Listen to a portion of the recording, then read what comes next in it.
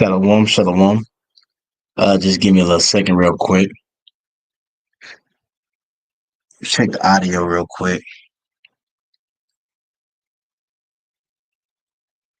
All right, we're good. Shalom. I want to start by giving all praises, honors, and glories to Yahweh, Bahashem, Yahushai, Bahashem, Machak, Wadash. I want to give the honors to the apostles and the elders, great millstone who taught us 100% truth according to the spirits of be Yahweh, Bahashem, Yahushai. Peace and blessings to the hopeful elect out there pushing this word through the four corners of the earth into sincerity. Peace and blessings to you hopeful believers out there, which are also part of the elect. To y'all say shalom. And once again, I want to say call halal, Yahweh Bahashem, Yahushai, Bahashem Rachakwadash, forgive me, Harachakwadash, the Holy Spirit, to do the lesson on today. Lord, and the feed you, lamb and sheep of Yahweh Bahashem, Yahushai. So we got a video through the parents for Yahweh Bahashem, Yahushai, and it's going to be a continuation of Joshua chapter 10. This is part 2. This recent weekend, you should have went over Joshua chapter 11 with the brother Assad and brother Gadal.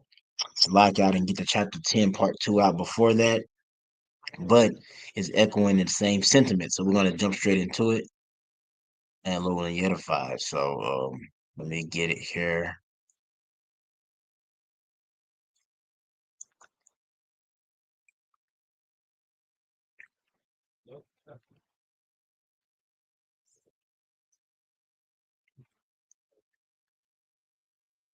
All right, it's Joshua chapter 10, verse 20. It says, "And it came to pass when Joshua and the children of Israel had made an end of slaying them with a very great slaughter, till they were consumed." As a matter of fact, let me get in the NLT.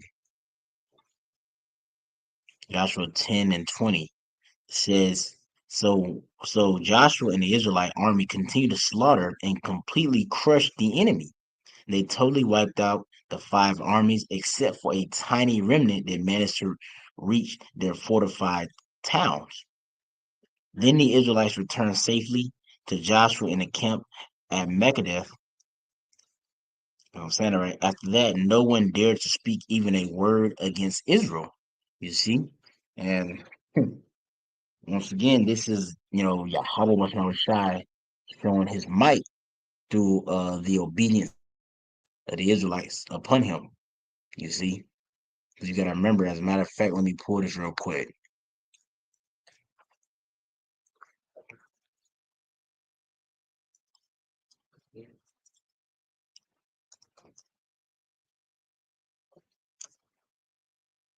All right. This is Psalms 44 and 6. For I would not trust in my bow. As a matter of fact, let me read. This is Psalms 44. All right. As a matter of fact, let me see.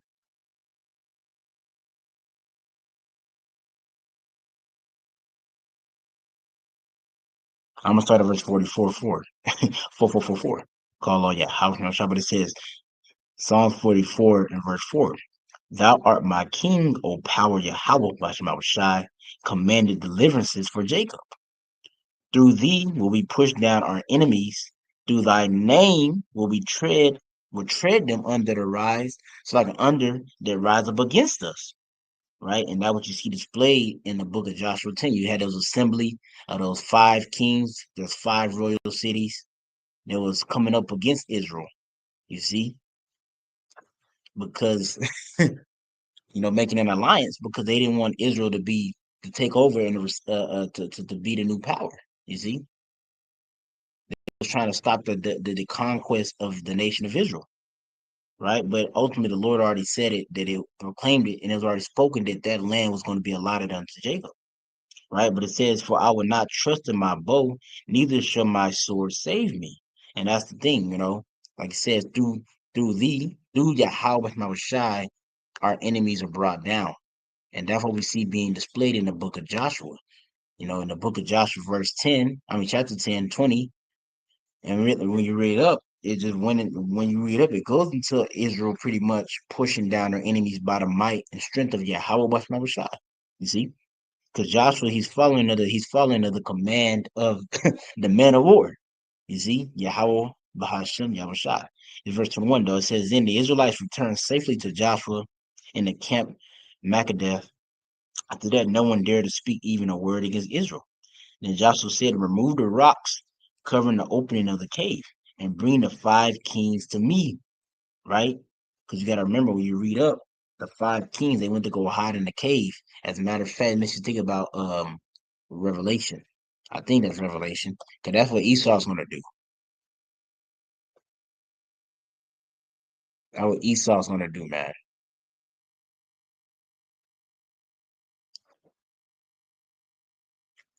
So when you go into this right here, Revelation 14, right? It says doom for the worshippers of the beast because it goes into the judgment, right? Um, I think it's in this chapter.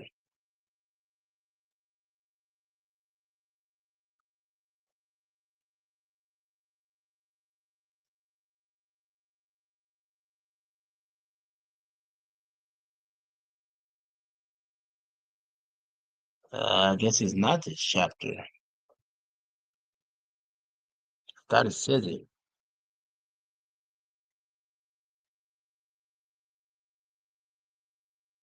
All right, let me get it.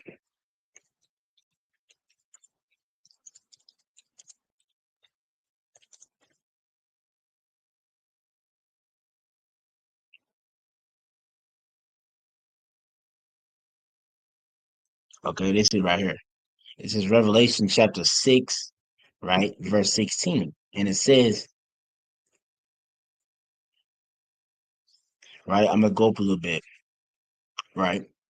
So when you read Revelation 6, right? You start up, it talks about the horses, right? You got the red horse, the white horse, the pale horse, the black horse, right? But then you get down here, you get to the point of it goes into the judgment, right? So this is Revelation 6, and it says, and the stars of the heaven fell onto the earth, even as a fig tree casteth her untimely figs when it is shaken of a mighty wind. And this is talking about the 200 million thermonuclear missiles, the second death. And it says, and the heaven departed as a scroll when it is rolled together, and every mountain and island were moved out of their place, going into um, the nuclear destruction. Because when those nuclear missiles hit, it's going to make a big mushroom cloud, which is going to be the heavens departing like a scroll. And like the scriptures say, going to how the earth to whirl to and fro like a drunkard. And that's going to be caused by, of course, by the nuclear missiles, but also by just the appearance of Yahweh Shai coming into this realm. That's going to cause the earth to shake, man. Right? In verse 15, it says, and the kings of the earth, and the great men and the rich men going to Esau and his kingdom, pretty much, and the chief captains and the mighty men, and every bondman and every freeman hid themselves in the den and in the rocks of the mountains, just like we just read in that Joshua 10. That's what those kings did. Those kings, they fled and they hid themselves in the rocks of the mountains. They hid themselves in the caves. Verse 16, and said to the mountains and rocks, fall on us and hide us from the face of him that sitteth on the throne and from the wrath of the Lamb. For great for the great day of his wrath is come, and who shall be able to stand? You see, so that's what they did. They went to go hide themselves in those rocks, the caves. You see, because Joshua, which is Joshua's name in the Hebrew is Yahweh. This is a foreshadowing of what Yahweh is going to do.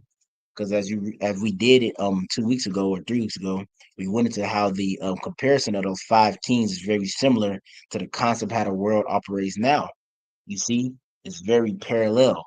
Pursuing Ecclesiastes 3, there's nothing new under the sun. You see, my bad, Ecclesiastes 1, there's nothing new under the sun. So it's the same concept now. You have Joshua, aka Yahushua, gonna take out those kings today. You see? And the kings are gonna be backed into a corner where they're gonna flee into the cave. That's the bunkers, you see. Which Esau got actual bunkers in the side of mountains, you see. But these are the bunkers that Esau's going to be hiding in so he can escape and be hid from the wrath of the Lamb. Same as how it was during the time of Joshua. Those kings was trying to run away to be hid from the wrath of the wrath of Israel.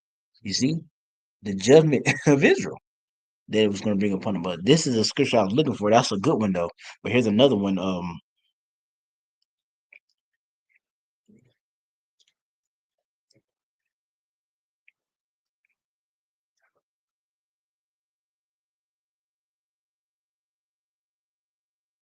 Amos 9:2. Let's get this real quick. Let's get Amos 9:2.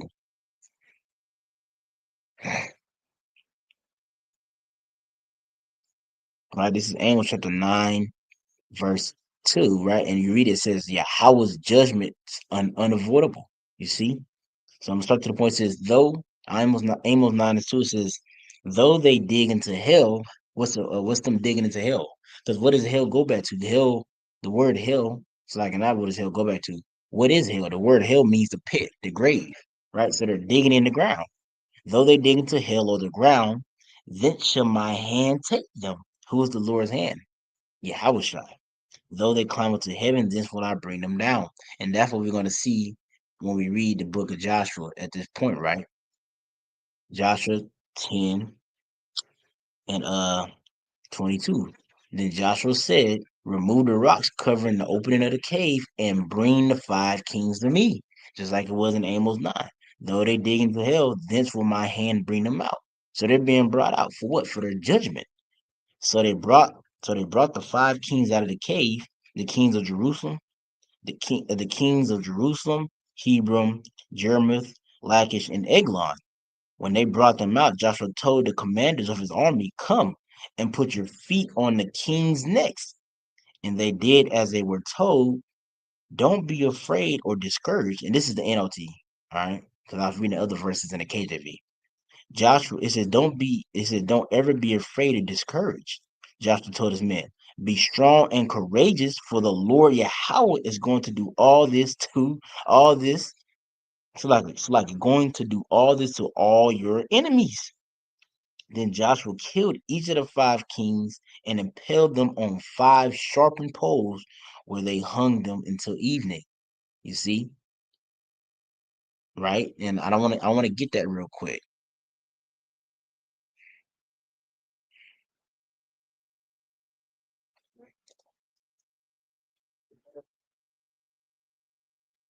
I want to get that real quick.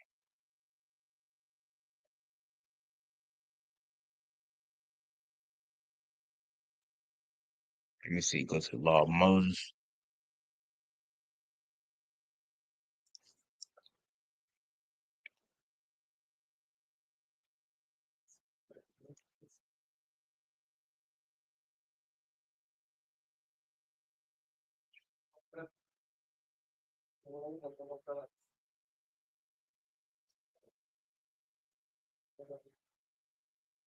Right. This is it. This is Deuteronomy 21 and 20 2. It says, I'm gonna start at 20. Well, what the point is 22. The point is 22, 23. It says, and if a man have committed a sin worthy of death, and he be put to death, and thou hang him on a tree, right? Which that's what they did. His body should not remain all night upon the tree, but thou shalt in any wise bury him that day. For he that is hanged is a curse of the Lord. That it's like, for he that is hanged is a curse of the Lord, Yahweh Shai, that thy land be not defiled, which the Lord thy power, Yahweh Shai, giveth for thee an inheritance. You see, so what, they hung them kings, but they had to take them down, because if it didn't, it would have defiled the land. And that lets you know Esau got a lot to pay for, because the land is defiled, as presented in Isaiah 24. Jacob been hanged. I mean, still to this day, Jacob's being hung and sitting there overnight. The land is all types of fucked up and defiled because of this devil, man. Right? But keep going. It says Israel destroys the southern towns. What we're finna get into from here now, we're pretty much finna go into those vassals. There was those vassals onto those 5 kings, because you gotta think about it. These 5 kings, they had their regions, and they had particular smaller towns, smaller, I guess you could say, kings or whatnot, that pretty much paid homage, and pretty much their kingdom flowed into theirs, and they was reciprocated protection. You see, kind of same with the days, very similar to the times today, right? So this is Joshua chapter 10. Okay, Joshua 10, still in NLT, and this is verse 28. It says, the same day Joshua captured and destroyed the town of Makkedah. He killed everyone in it, including the king, leaving no survivors. He destroyed them all, and he killed the king of Makkedah as he had killed the king of Jericho. And as a matter of fact, before we get this, I want to get this real quick, just real quick, man, real quick.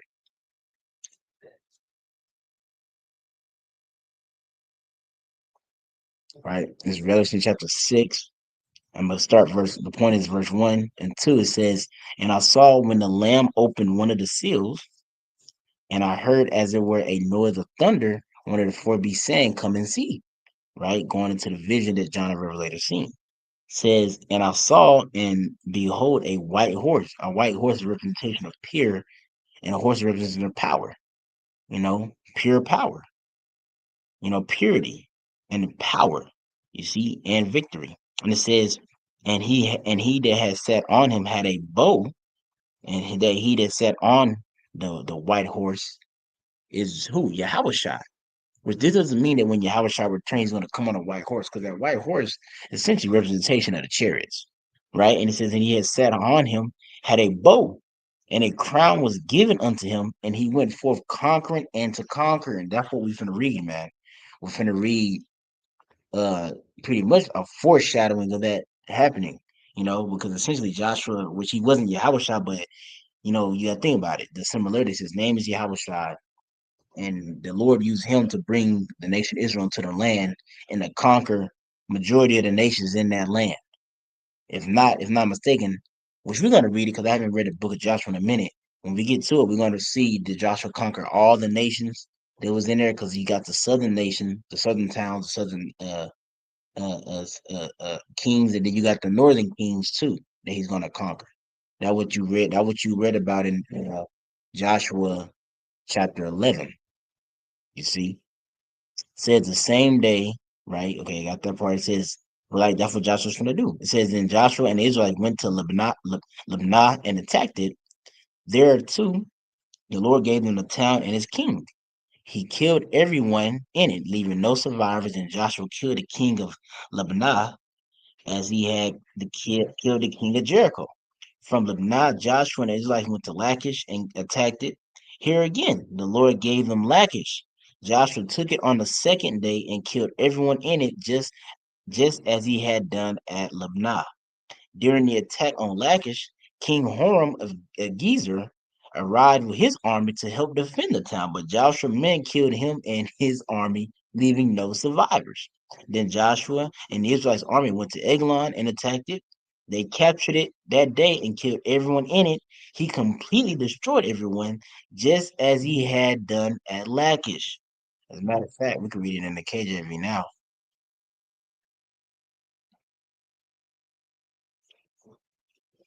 right? It says, Joshua 10 and 35. And they took it on that day and smote it with the edge of the sword, and all the souls that were therein he utterly destroyed that day, according to all that he had done to Lachish. And Joshua went up from Eglon, and all Israel with him unto Hebron, and they fought against it. And they took it and smote it with the edge of the sword, and the king thereof, and all the cities thereof, and all the souls there were therein. He left none remaining according to all that he had done to Eglon, but destroyed it utterly and all the souls therein. Right? And Joshua returned, all is with him to the buyer. That's what I'm saying, right? The buyer, and fought against it. And he took it and the king thereof and all the cities thereof, and they smote it with the edge of the sword, and utterly destroyed all the souls that was therein, that were therein, he left none remaining, as he had done to Hebron, so did he do to the buyer, and to the king thereof, as he had done also to Libnah and to her king. And pretty much what we're reading is the rest of the conquest of the southern nations, the southern kings, because right now what Joshua's doing is he's taking out the tributaries, the vassals unto those kings. That's what he's doing. That's what you see happening right now. All those other kings, he's taking out the vassals of them. And that's what Yahweh Shah is going to do. When Yahweh Shah return, he's going to conquer and destroy Esau's shit, and he's going to put into subjection all them other heathen nations that was joined with Esau. You see? Same reason as Joshua doing. But in this case, he's killing them all off because the Lord commanded us to do so. He's killing them all off. Versus when Yahweh Shai, we're not going to kill off all the heathen, but we will put their ass in subjection. As a matter of fact,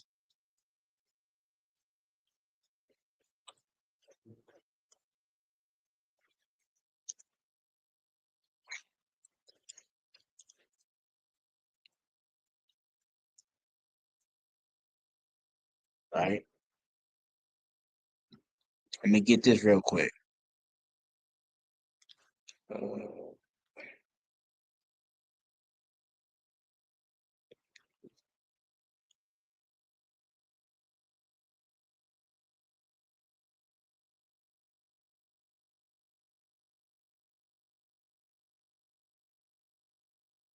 Right? This is Revelation chapter 20 and verse 5. It says, as a matter of fact, we're gonna start at 4. It says, and I saw the thrones, and they that sat upon them, and judgment was given unto them. And I saw the souls of them that were beheaded for the witness of Yahweh Shai, and for the word of the Lord, in which had not worshipped the beast, neither his image, neither have received his mark upon their foreheads or in their hands, and they lived and reigned with Hamashiach 1,000 years. Right? And what is this talking about? This is talking about the conquest, right? Because this is going to the 100, this is going to the governing body, the military. You see, it says, because reading the top, saw thrones and they that sat upon them, judgment was given unto them. That's going into who? The New Jerusalem. That's going to the 144,000. And they reign with Yahweh Shah Mashiach 1,000 years. Going to what? That don't mean that they reigned 1,000 years and it was over. The kingdom ended. No. You gotta remember, we're gonna have to do a lot of you gotta remember that Yahweh Shah, the scripture say we're gonna rule with a rod of iron. So you gotta remember, before these nations not just gonna slap into a slim jim once Yahweh Shah return. No, we're gonna have to beat a lot of that bullshit out of their ass. Just like you had during the time of King David and King Solomon. King Solomon didn't have war because King David did majority of the fight, and King David did all the subjection of the heathens, right? And once Salakia, and once King Solomon came, it was just nothing but peace. But that's what's gonna happen.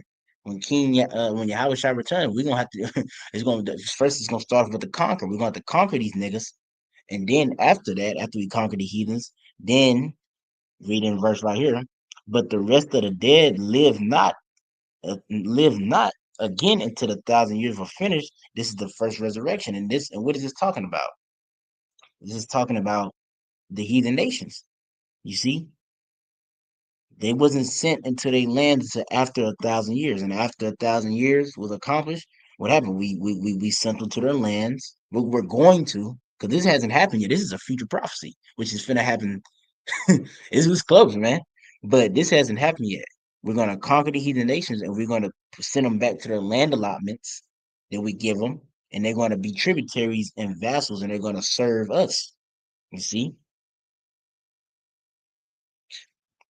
right? And then, like I said, this is the first resurrection. This is part of the establishment of the kingdom of heaven, beginning with the first fruits. You see, but it says, "Blessed and holy is he that have part in the first resurrection.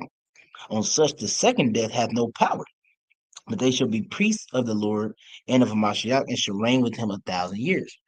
Once again, going into when we breaking our foot off in the ass, man. You see, we're beating the shit out of the heathen, conquering the ass. That's gonna be pleasurable right there, man. You see? All right, so jumping back to Joshua, and we'll finish it out. This is Joshua chapter 10, verse 40. Now it says, so Joshua smote all the country of the hills and of the south, and of the vale, and of the springs, and all the kings. He left none remaining, but utterly destroyed all that breathed, as the Lord Yahweh of Israel commanded. And Joshua smote from Kadesh Barnea, even unto Gaza, and all the country of Goshen, even unto Gibeon. And all the kings in their land did Joshua take at one time, because the Lord Yahweh of Israel fought for Israel. And Joshua returned, and all of Israel with him unto the camp to Gilgal. You see? Let's pull up a picture, man, to show that.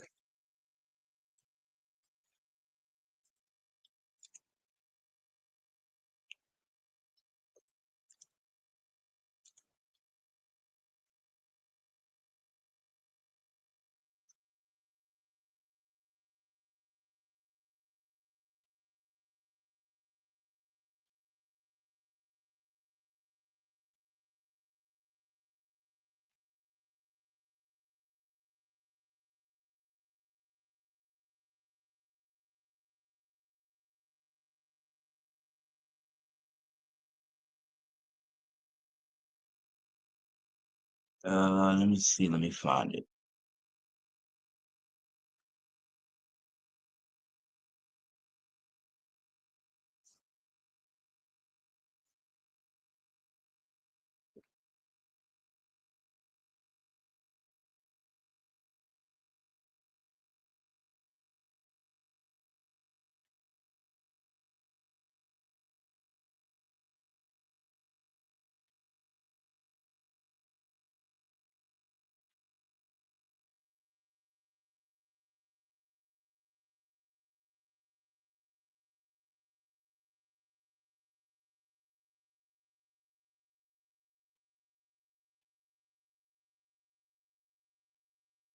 Right? Joshua took all this, man. I wish it was a better picture, but you see this? Joshua took through the Pirates Pretty, yeah, how shot Joshua and the nation of Israel conquered all that, man. Took all those. Okay, you see that? All that. Ai, Bethel, Gibeon, Beroth, Kirch, Jerem, Jermove, Labat, all those particular lands, vassals, you know, hey, through the Pirates Pretty, yeah, how shot Joshua conquered all of them, man. You see? And I'm gonna end it off with this scripture right here.